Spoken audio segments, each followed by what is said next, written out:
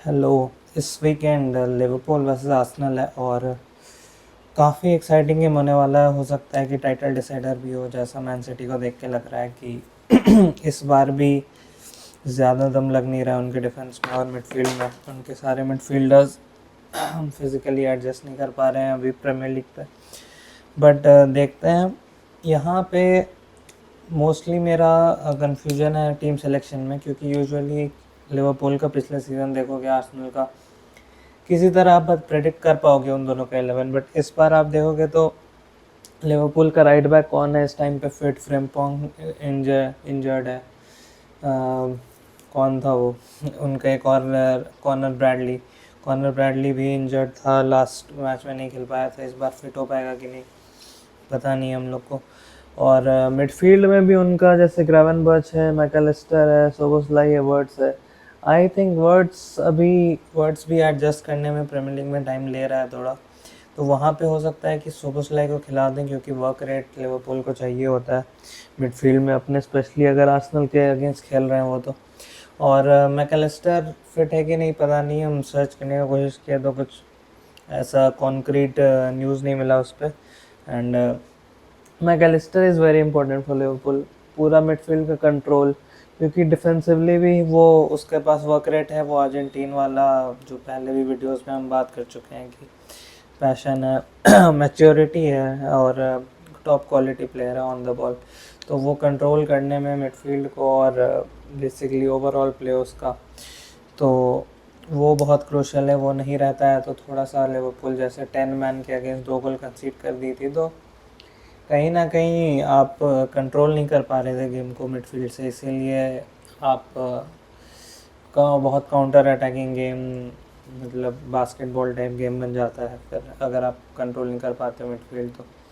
And words का देखना पड़ेगा, क्योंकि वर्ड्स जैसे सब लोग एंटिसिपेट कर रहे थे कि बहुत अच्छा खेलेगा। एकेटीके सरप्राइजिंगली बहुत अच्छा खेल रहा है। एकेटीके इस जोन में बहुत शार्प है गोल मारने में। वो इस जोन मतलब यहाँ पे गोल समझ लीजिए आप, पूरा तो नहीं दिखा सकते, but he is a good striker of the ball. और उसके पास वो मतलब he can sense a goal from away, and flair भी है उसका। तो एकेटीके का काफ़ी अच्छा स्टार्ट हुआ है। एंड आई डोंट नो, जब अगर ईजैक को आप खरीद लोगे, जो आई थिंक कि डेडलाइन डे पे ईजैक साइन हो जाएगा, एंड बहुत ही एकदम सरप्राइज हो जाएंगे सब लोग। बट काफ़ी प्रेडिक्टेबल चीज़ है वो मेरे हिसाब से, क्योंकि Newcastle would like to cash in, क्योंकि भाई खेल ही नहीं रहा है तो अब कब तक ही खींचेंगे उसको। And Saka I think Saka can get a lot of joy here. Gabriel injury के बाद आ रहा है। कैलाफियोरी भी अभी डिफेंसिवली वो उतना एस्ट्यूट नहीं है जितना कि माइल्स केली पिछले सीज़न था। इस सीज़न तो माइल्स केली भी नहीं है।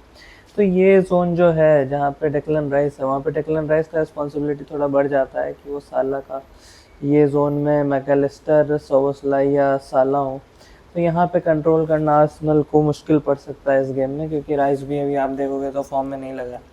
इधर एजे रखे हैं, ये ओडेगार्ड भी हो सकता है। अगर ओडेगार्ड आया तो एजे को लेफ्ट विंग में शिफ्ट कर दिया जाएगा और मार्टिनेली फ्रॉम द बेंच खेलेगा। मार्टिनेली इसमें इसलिए रखा गया क्योंकि मार्टिनेली हमेशा लिवरपूल के अगेंस्ट अच्छा करता है, क्योंकि they are prone to counter attacks and उनको वहीं पे हर्ट होता है। एंड मार्टिनेली के पेस से अच्छा कर सकता है। मेडुएके से ज़्यादा होप आई थिंक नहीं है, क्योंकि ये तो लिवरपूल का स्ट्रॉन्ग जोन है डिफेंस का। फिर भी आप करके इसके अगेंस्ट कैसा खेलते हो देखना पड़ेगा।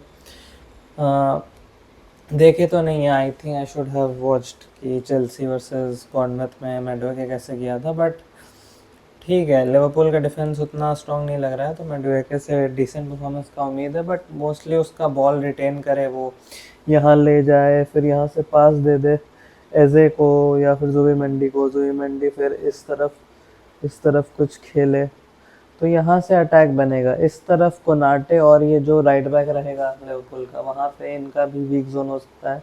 सोबोस्लाई न्यूकासल के अगेंस्ट बहुत डिफेंसिव रिस्पॉन्सिबिलिटी अच्छा की है, मैच्योरिटी के साथ रोल प्ले किया था। बट देखना पड़ेगा कि आर्सेनल के पेस के साथ आर्सेनल का क्वालिटी और ज़्यादा होगा, जितना न्यूकासल के अटैक में था उससे ज़्यादा होगा। And Gyokeres versus 2 centre backs, तो वो भी इंटरेस्टिंग हुआ देखने का कि टॉप क्वालिटी आर्सेनल के बाद सेंटर बैक पेयरिंग हो तो कोई लिवरपूल का ही है। तो वो भी देखने में मज़ा आएगा कि वैन डाइक के अगेंस्ट कैसे जाता है, और कोनाटे जो अभी वीक लग रहा है थोड़ा, उन लोग के अगेंस्ट कैसा करता है ग्योकेरेस। तो वो अच्छा वो चैलेंज होगा। एजे का अगर एजे खेलता है जिस भी पोजीशन में, यहाँ भी खेले यहाँ भी खेले, ये एरिया तो टारगेट वो करेगा ही। इस एरिया में, इस एरिया के अराउंड एजे रहेगा, यहाँ पे हर्ट कर सकता है आर्सेनल लिवरपूल को।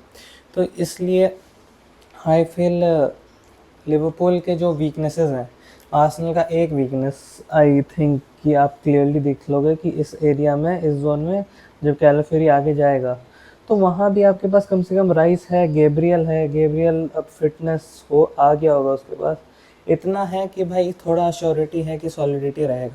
यहाँ आप जुबिमेंडी को टारगेट करना चाहोगे, गैक्पो कर सकता है, तो आपके पास सलीबा और टिम्बर है।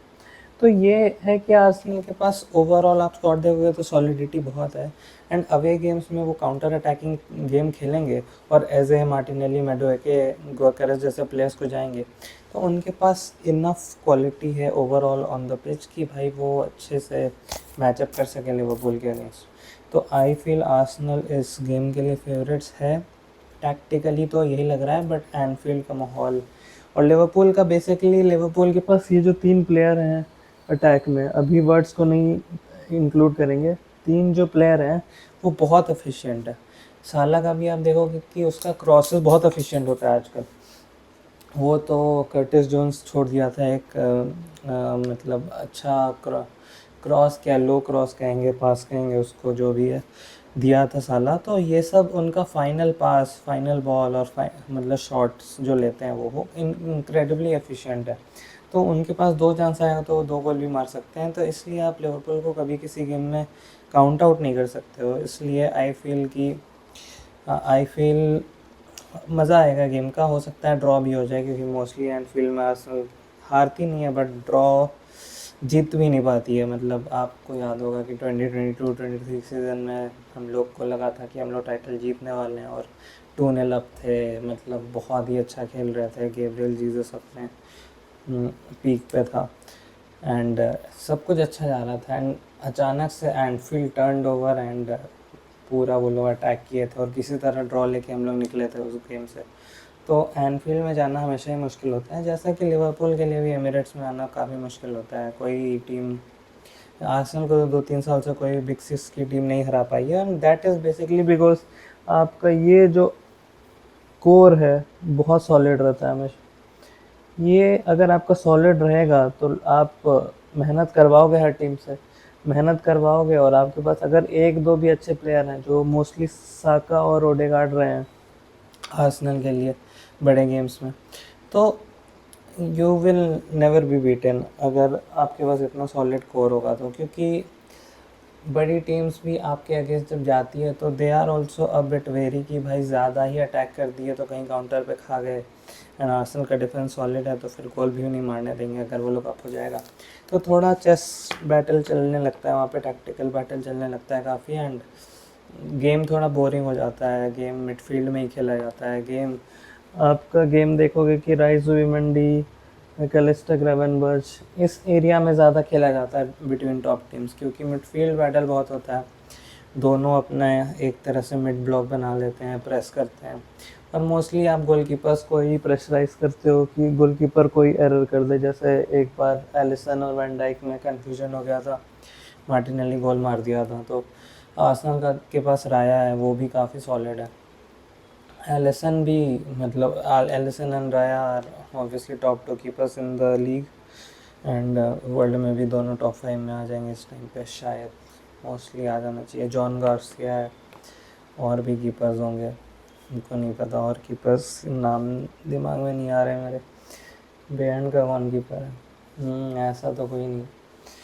कीपर्स की कमी भी हो गई है वैसे, ओवरऑल क्वालिटी की कमी भी हुई है, बट एक्साइटमेंट बस इसका है एजे का। अभी लिवरपूल के पास इज़ैक रहता तो उनके पास भी एक्साइटमेंट रहता, बट आई ऑल्सो रेट एकेटिके भी, कि उसके पास भी फ्लेयर है, उसके पास भी वही मतलब उस क्वालिटी पे नहीं है जितने इज़ैक पीक कर रहा था लास्ट सीज़न। आप देखोगे लिवरपूल के अगेंस्ट उसका जो गोल था सेंट जेम्स पार्क में, वो मतलब पीक स्ट्राइकर अपने फॉर्म पे था कि भाई कहीं से भी गोल मार सकते हैं। सलीबा के अगेंस्ट भी कैसे खेल रहा था वो, तो भाई उसको फ़र्क नहीं पड़ रहा था। बट अभी देखोगे तो ऐसे वो प्लेयर है, ग्योकेरेस वो प्लेयर है, ग्योकेरेस को बहुत कॉन्फिडेंस मिलेगा उन 2 गोल से, और ग्योकेरेस को आप इस बार भी चांस दोगे तो वो गोल मार सकता है। आई think I will back Gyokeres की 1 गोल तो वो मार सकता है काउंटर पे लिवरपूल के अगेंस्ट। और बेसिकली वो यहाँ जाएगा कोनाटे के एरिया में, और यहाँ पे वो जो लीड्स के अगेंस्ट गोल मारा था वो फिर से वो मार सकता है वो। तो वैसे गोल्स के लिए लिवरपूल को थोड़ा ध्यान रखना पड़ेगा। बाकी एजे का आई थिंक एजे का एक बैंगर गोल आने वाला है। मतलब आई डोंट थिंक उसका कोई सिंपल टैप इन गोल होगा या पेनल्टी मारेगा वो या कुछ असिस्ट देगा। आई थिंक कोई बैंगर गोल मारेगा जिससे मतलब मज़ा आने वाला है आर्सेनल फैंस को। तो आई होप कि भाई यही सब हो। बाकी अगर कोई लिवरपूल फैन बताए कि आई एम डिल्यूजनल और तुमको तो कुछ नहीं आता है फुटबॉल के बारे में, तो अलग बात है। खैर आई थिंक आर्सेनल का ये सीज़न है। लिवरपूल के डिफेंस में जो दिक्कतें हैं, वैन डाइक के कंधों पे बैठ के कब तक चलेंगे वो। आई थिंक लिवरपूल थोड़ा सा गिरने वाली है सूनर रादर देन लेटर, क्योंकि 10 मैन के अगेंस्ट आप 2 गोल कंसीड कर रहे हो 2-0 अप से, तो भाई थोड़ा शर्मनाक तो था। इवन दो आप जीत गए और मतलब वाइब्स अच्छे थे आपके, बट 2 बार आप लोग 2-0 अप जाके 2 गोल कंसीड कर लिए हो, and that is very concerning, 1 against 10 man also. तो लिवरपूल हो सकता है टर्न अप कर जाए आर्सेनल के अगेंस्ट, एंड आर्ने स्लॉट के पास कोई बढ़िया टैक्टिकल प्लान हो। बट पहले टैक्टिकल प्लान बस ये रहता था कि भाई साका को रोक दो, इनका अटैक तो बेकार ही है, क्योंकि ओडेगार्ड भी तो साका को ही देता है। ऐसे है आपके पास एक टैलिस्मैन है आपके पास मैडुएके एंड मार्टिनेली भी अगर खेलें तो it is not like Liverpool के अगेंस्ट काउंटर पे ये लोग कोई हल्के प्लेयर है। मैडुएके और मार्टिनेली के पास स्पेस है, एंड वो मार्टिनेली तो ऑब्वियसली अनप्रेडिक्टेबल नहीं है, बहुत प्रेडिक्टेबल है, बट आपके पास मैडुएके है अभी। तो ये एक ऐसा गेम हो सकता है जहाँ पे आपको मैडुएके का काउंटर अटैकिंग एबिलिटी पता चले, क्योंकि he can also glide through the pitch and counter attacks में वो बढ़िया गोल मार सकता है।